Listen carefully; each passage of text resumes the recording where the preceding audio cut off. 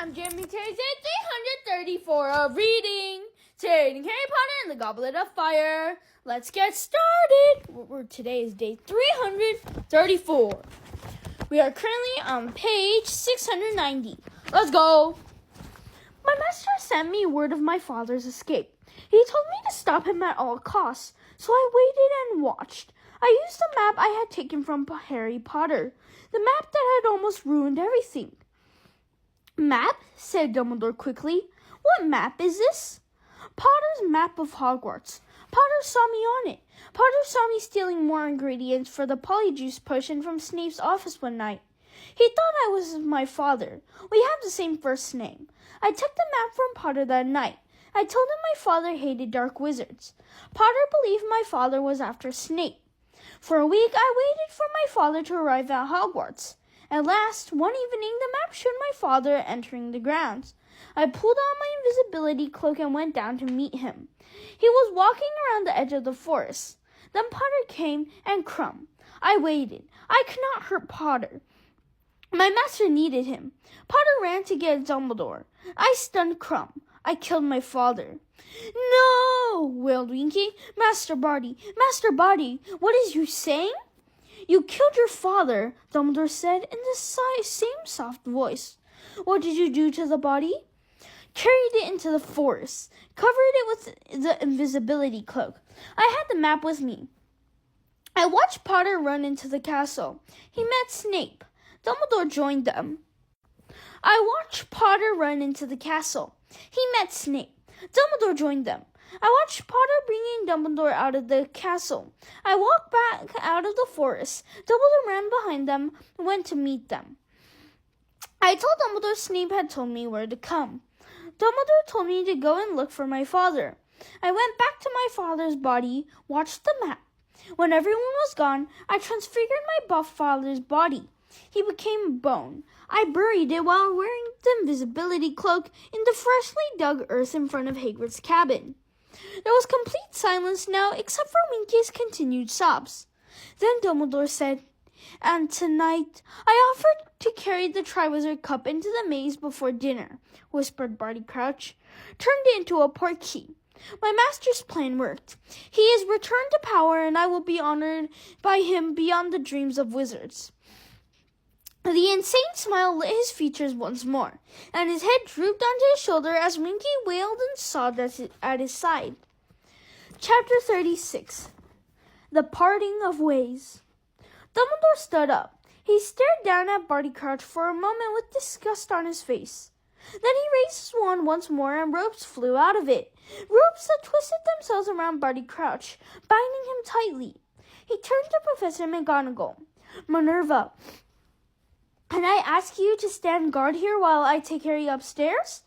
"Of course," said Professor McGonagall. She looked slightly nauseous, as though she had just watched someone being sick. However, when she drew out her wand and pointed at Barty Crouch, her hand was quite steady. "Severus," Dumbledore said to Dumbledore, "please tell Madame Pomfrey to come down here. We need to get Alastair Moody into the hospital wing. Then go down into the grounds. Find Cornelius Fudge and bring him up to this office. He will undoubtedly want to question Crouch himself. Tell him I will be in the hospital wing in half an hour's time if he needs me." Snape nodded silently and swept out of the room. "Harry," Dumbledore said gently. Harry got up and swayed again. The pain in his leg, which he had not noticed all the time he had been listening to Crouch, now returned in full measure. He also realized he was shaking. Dumbledore gripped his arm and helped him out into the dark corridor. "I want you to come up to my office first, Harry," he said quietly as they headed out the passageway. "Cyrus is waiting for us there." Harry nodded. A kind of numbness and a sense of complete unreality were upon him, but he did not care. He was even glad of it. He didn't want to have to think about anything that had happened since he had first touched the Triwizard Cup. He didn't want to have to examine the memories. fresh and sharp as photographs, which kept flashing across his mind. Mad-Eye Moody, inside the trunk, Wormtail, slumped to the ground, cradling a stump of an arm. Voldemort, rising from the steaming cauldron. Cedric, dead. Cedric asking to be returned to his parents. Professor, Harry mumbled, where are Mr. and Mrs. Diggory? There was Professor Sprout, said Dumbledore. His voice, which had been calm throughout the interrogation of Barty Crouch, shook very slightly for the first time. She was the head of Cedric's house, and knew him the best. They had reached the stone gargoyle. Dumbledore gave the password. It sprang aside, and he and Harry went up to the moving spiral staircase to the oak door. Dumbledore pushed it open. Cyrus was standing there. His face was white and gaunt as it had been when he had escaped with Azkaban. In one swift moment, he had crossed the room. Harry, are you all right? I knew it. I knew something like this. What happened? His hands shook as he held Harry into a chair in front of the desk. What happened? He asked more urgently. Dumbledore began to tell Cyrus everything Barty Crouch had said.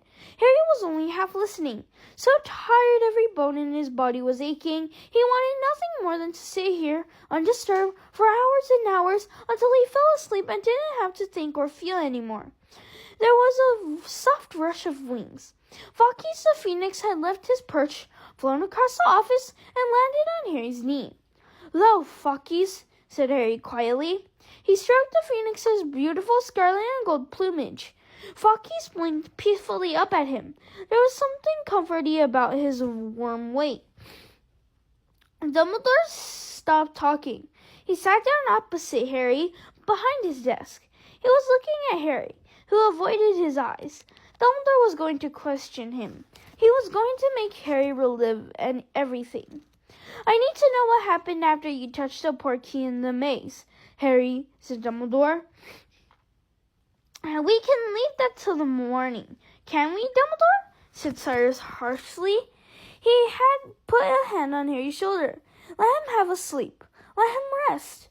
Harry felt a rush of gratitude toward Cyrus, but Dumbledore took no notice of Cyrus's word. He leaned forward toward Harry. Very unwillingly, Harry raised his head and looked into those blue eyes.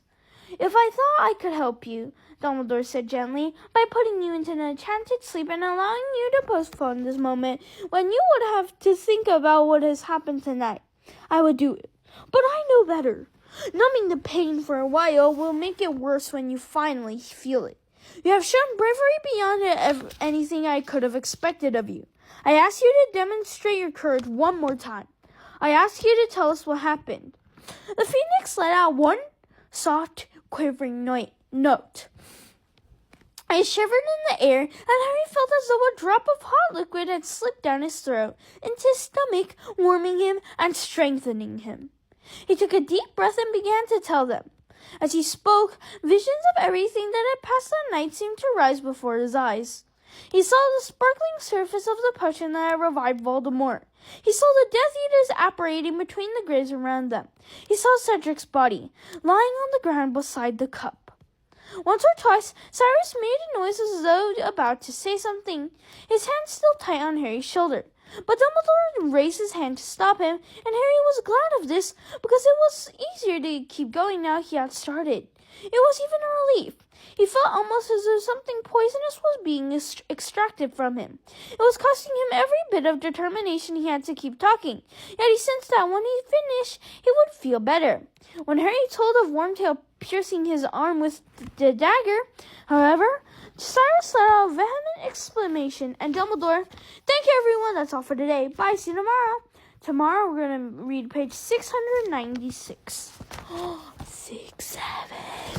Thank you, everyone. That's all for today. Bye. See you tomorrow.